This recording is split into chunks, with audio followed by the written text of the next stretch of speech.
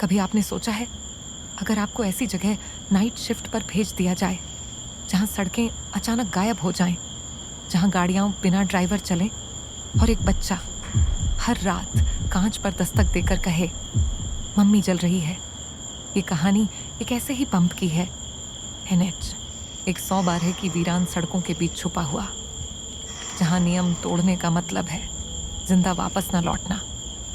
क्या आप तैयार हैं इस रात्रि की सबसे भयानक शिफ्ट के लिए?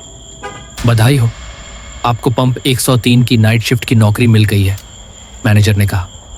काम आसान है, सुनसान हाईवे, कम ट्रैफिक, बस आप और सितारे। लेकिन जो उन्होंने नहीं बताया वो है नियम। मैंने ये नौकरी मजबूरी में ली थी। ये एक दूर दराज जगह थी, NH 112 पर, पाली और बाड़मेर के बीच। चारों तरफ सिर्फ रेगिस्तान, धूल और एक टेढ़ा मेढ़ा मेटल का बोर्ड। मैनेजर ने कॉन्ट्रैक्ट की जगह मुझे एक पुराना मैनुअल दिया। मेरी आंखों में देखकर बोला, ध्यान से पढ़ो, जो भी हो नियमों का पालन करना। वो मैनुअल पुराना था, पीला पड़ चुका, हाथ से लिखा हुआ। नियम 1, पंप ठीक रात 10 बजे खुलेगा, उससे पहले नहीं। अगर कोई वाहन उससे पहले आए, बाहर मत जाना, सिर्फ खिड़की से देखो। अगर वो चला जाए तो दरवाजे बंद कर दो और ठीक 15 मिनट बाद ही बाहर निकलना। नियम 2, अगर एक सफ़ेद एम्बेसडर कार बिना हेडलाइट के आए, अंदर ही रहो। वो एक बार हॉर्न बजाएगी, अगर 2 बार बजाया तो आप पहले ही गलती कर चुके हो। नियम 3, रात 1:13 से 1:23 के बीच सड़क गायब हो जाएगी। घबराना मत, वो लौट आएगी, लेकिन उस समय कोई भी वाहन असली नहीं होता। उन्हें फ्यूल मत देना, उनसे बात मत करना, ड्राइवर से आंखें मत मिलाना। वो किसी अपने जैसे दिख सकते हैं, लेकिन वो अपने नहीं है। नियम 4, हर रात 2:56 एक बच्चा कांच पर दस्तक देगा। उसे अनदेखा करना है, चाहे वह रोए, चीखे, यहां तक कि कहे मम्मी जल रही है, तब भी चुप रहो। अगर तुमने जवाब दिया तो वह तुम्हारे शरीर के अंदर लौट आएगा। नियम 5, सूरज उगने से पहले एक रेलवे की वर्दी वाला आदमी आएगा। वह कुछ नहीं बोलेगा, बस पंप नंबर 4 की ओर इशारा करेगा। वहां जाकर अंधेरे में ठीक 2 मिनट तक देखो। 3 से ज्यादा बार पलक मत झपकाना, बाद में CCTV मत देखना। शुरू में मुझे हंसी आई, लगा कोई प्रैंक है। ऑफिस में धूल थी, लाइट झपक रही थी। रात 10:05 पर पहली कार आई, मारुति ओमनी। ड्राइवर ने कुछ नहीं कहा, सिर्फ 3 उंगलियां दिखाई। मैंने फ्यूल डाला। जो 500 रुपए का नोट उसने दिया वह गीला था, पानी से नहीं, किसी और चीज से।